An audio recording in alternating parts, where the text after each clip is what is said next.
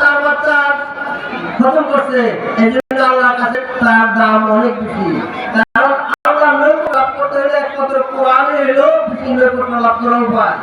কোরআন এমন এমন আল্লাহর কিতাব যে কোন নবী রাসূল এরকম সুপারিশ করার সাহস করবে না।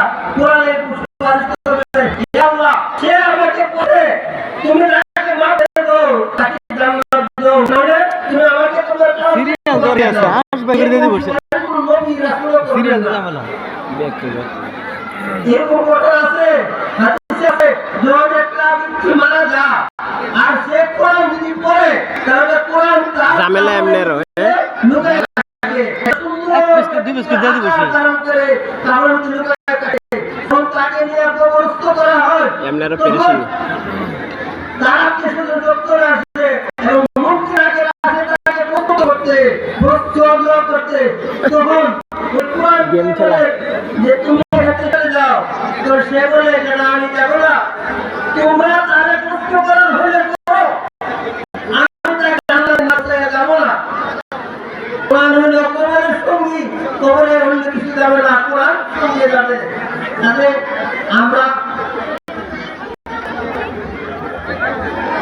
শিশুরা পোস্টারটা আমরা ইনশাআল্লাহ তাদের পোস্টার রাখা আছে,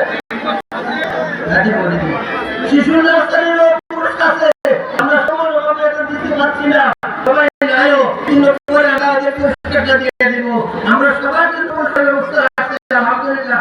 এখন ইতিহাস নিয়ে করে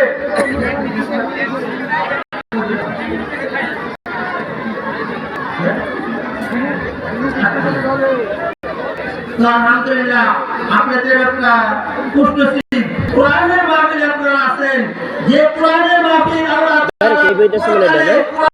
মাহফিল করবেন, সেখানে সবাই দাউদ আলাইহিস সালামের তার জবানে কোরআন তেলাওয়াত শুনবে, সবাই জান্নাতে প্রবেশ পেয়ে যাবে, তারপরে সবাই হুঁশ ফিরে আসবে, পরে আবার মুহাম্মদ রাসূলুল্লাহ সাল্লাল্লাহু আলাইহি সাল্লামের জবানে তারা কোরআনের তেলাওয়াত শুনবে, তখন আবার হুঁশ হয়ে যাবে, তারপরে হুঁশ ফিরে আসার পরে স্বয়ং আল্লাহ তাআলা তার কোরআনের তেলাওয়াত করে শোনাবেন জান্নাতীদেরকে।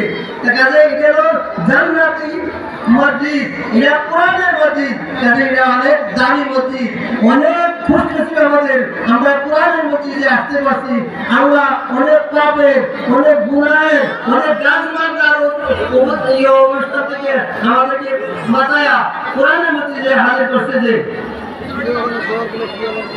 কোরআনের সাথে যে লাগে সেটা দাম বাড়ে, একটা কাঠ এরকম দাম নাই, কিন্তু এটা দিয়ে যখন রেহার বেলা হয় তখন এটাকে আপাও লাগানো যায় না, এটাকে হাত দিয়ে ধরতে হয়, মুখে চুপ থাকতে হয়, একটা গিলাপ একটা কাপড় এরকম দাম নাই, কিন্তু যখন কোরআনের গায়ে লাগলো তখন এটার দাম অনেক কিছু হয়ে যায়, তখন এটাকে আপনার লাগাতে যাবে না, এটাকে হাত দিয়ে কি করতে হবে, সময়ের সাথে করতে হবে।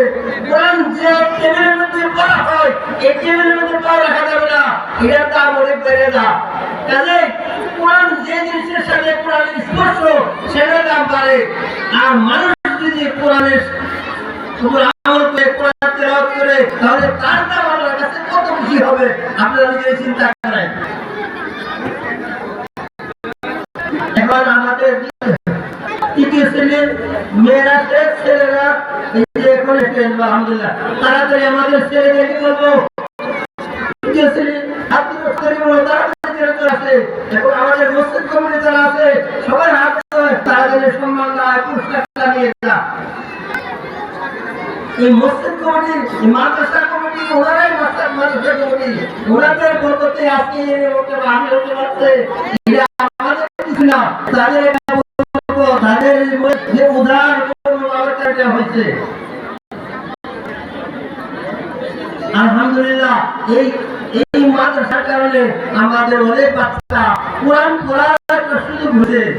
আমাদের এখানে মনে করো যে প্রতি সপ্তাহ আমরা বোর্ডের একজন হুজুর আছে, পড়ালেখা যাচাই করে কেমন পড়া হইতেছে, আমরা চাই পুরোপুরি নোরানির অনুসরণে আমাদের এখানে পড়ার চেষ্টা চালু রাখতে। আমাদের ক্লাস যদি 10টা হয় আমরা শিক্ষক রাখি 11 জন 12 জন, হয় বা বাড়িয়ে যায়, আমাদের কাছে নতুন সমস্যা না হয় আমরা চেষ্টা করি, আমরা যথেষ্ট সম্মান দেওয়ার চেষ্টা করি। আলহামদুলিল্লাহ।